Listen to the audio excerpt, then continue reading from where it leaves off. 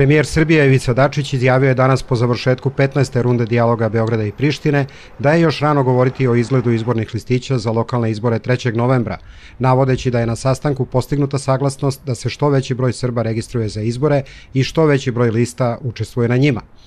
Mi smo još jednom izneli stav i smatramo da je u interesu Srba da učestvuju na ovakvim izborima i da se u skladu sa tim nadamo da će biti otklonjeni svi tehnički problemi u cilju omogućavanja da se što veći broj Srba registruje za glasanje i da se što veći broj lista prijavi za učešće na lokalnim izborima, izjavio je Dačić posle sastanka. Upravo u cilju prijave što većeg broja Srba za glasanje i za srpske liste, taj rok za registraciju birača i za prijavu lista biti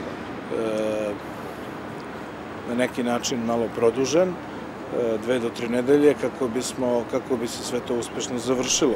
Kosovski premijer Hašim Tači izjavio je u Briselu da je 15. runda dijaloga završena bez konkretnog dogovora o najvažnijim pitanjima.